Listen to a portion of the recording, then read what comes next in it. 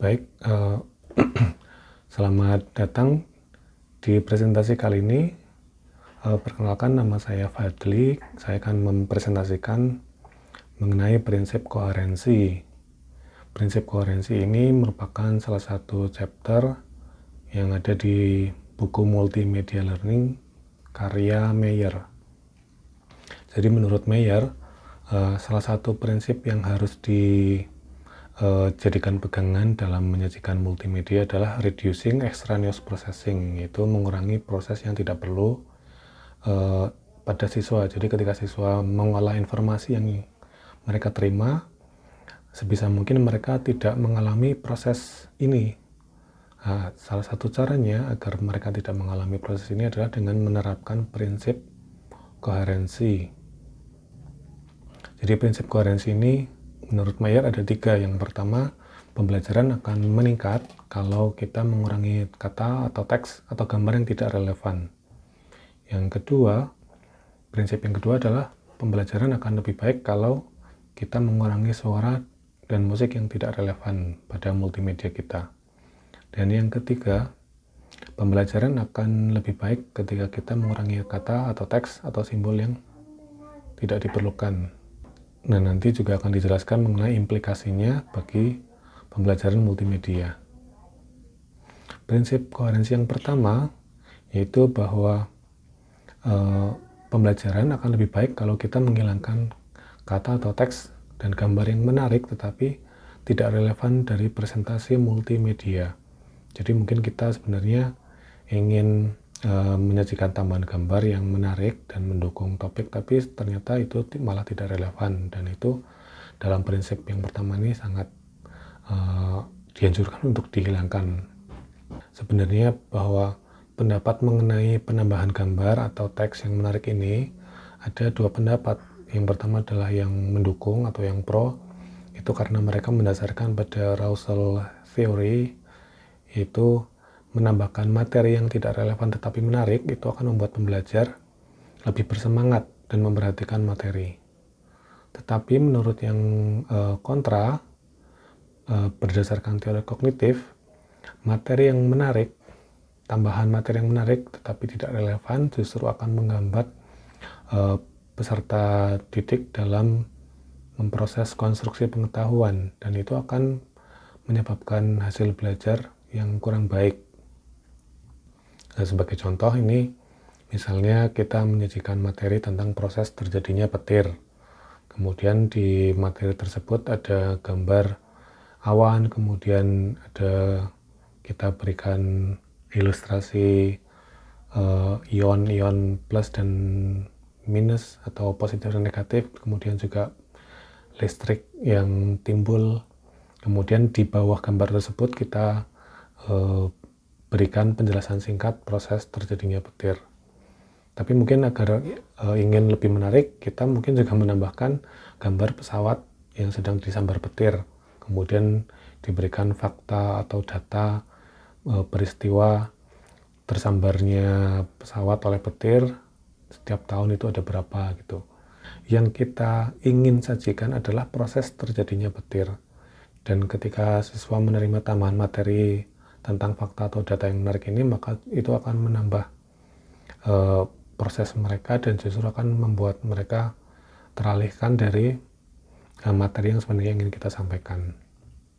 Kemudian prinsip koherensi yang kedua adalah pembelajaran akan lebih baik ketika kita menghilangkan suara dan musik yang menarik tetapi tidak relevan dari presentasi multimedia kita.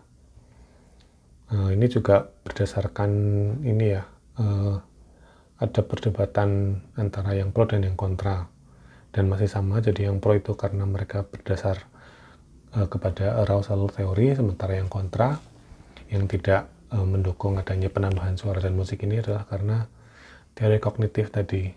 Jadi kalau teori kognitif menyatakan kalau materi yang menarik tetapi tidak relevan itu akan menghambat proses konstruksi pengetahuan pada siswa, dan itu akan menyebabkan hasil belajar kurang baik. Sebagai penjelasan, dalam buku Meyer, ketika misalnya kita membuat materi, di situ ada video, ada gambar, kemudian ada narator yang menjelaskan, kemudian diselingi atau diiringi dengan lagu latar belakang, maka itu akan menyibukkan telinga dalam memilah dan memilih kata-kata dari narator yang berisi penjelasan dari materi kita.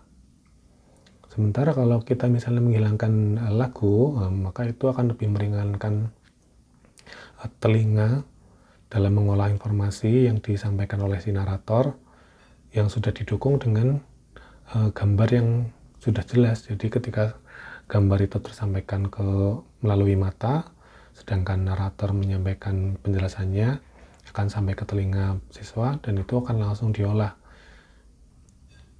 Kemudian prinsip koherensi yang ketiga yaitu pembelajaran akan lebih baik ketika kita menghilangkan kata-kata atau teks dan simbol-simbol yang tidak perlu dari presentasi multimedia. Mungkin masih relevan tapi sebenarnya itu tidak perlu. Melalui hipotesis penyajian informasi, gagasan bahwa peserta didik lebih mengerti ketika mereka mendapat informasi dari berbagai jalur. Sementara yang kontra masih mendasarkan pada teori kognitif, itu sebenarnya peserta didik itu akan secara aktif memahami melalui pemilihan informasi yang relevan, kemudian penataan informasi tersebut sehingga koheren dan kemudian penghubungan informasi yang diterima dengan pengetahuan lainnya yang sudah mereka miliki. Sebagai contoh, dalam buku Meyer itu kita bisa melihat di gambar yang kita saksikan ini ada penjelasan tentang petir, itu ada gambar, kemudian di bawah gambar tersebut ada penjelasan singkat mengenai gambar, kemudian di sebelah kanan gambar itu ada satu paragraf yang menceritakan tentang penjelasan tersebut. Nah, penjelasan yang terlalu panjang ini justru akan menambah beban memori, sementara dengan penjelasan yang singkat di bawah gambar yang sudah mengandung kata-kata kunci itu justru lebih mudah untuk diingat-ingat oleh siswa. Sehingga penjelasan yang terlalu panjang ini justru akan menambah beban siswa dalam mengolah informasi, harus memilih kata-kata kunci dan kemudian menyimpannya, itu malah justru tidak efektif dan lebih mudah kalau dengan gambar dan penjelasan singkat yang mengandung kata-kata kunci. Nah, dari ketiga prinsip koherensi tadi, maka kita sebagai teknolog pendidikan dalam membuat multimedia harus memerhatikan beberapa panduan tadi. Yang pertama, agar tidak menambahkan gambar, teks, suara, atau lagu yang tidak perlu. Kemudian diupayakan dalam penyajian atau tampilan itu mengutamakan tampilan yang sederhana, simpel, dan to the point, langsung ke materinya, tidak perlu materi tambahan. Dan menurut prinsip koherensi ini, peserta didik itu akan belajar lebih banyak ketika mereka menerima lebih sedikit, maksudnya langsung to the point, tidak perlu ditambahkan, tidak perlu gambar atau suara yang tidak relevan. Mungkin itu prinsip koherensi yang bisa saya sampaikan. Semoga ini bisa menjadi salah satu panduan teman-teman dalam membuat multimedia. Kalau ada pertanyaan silakan disampaikan di kolom komentar. Terima kasih, sampai jumpa di kesempatan berikutnya.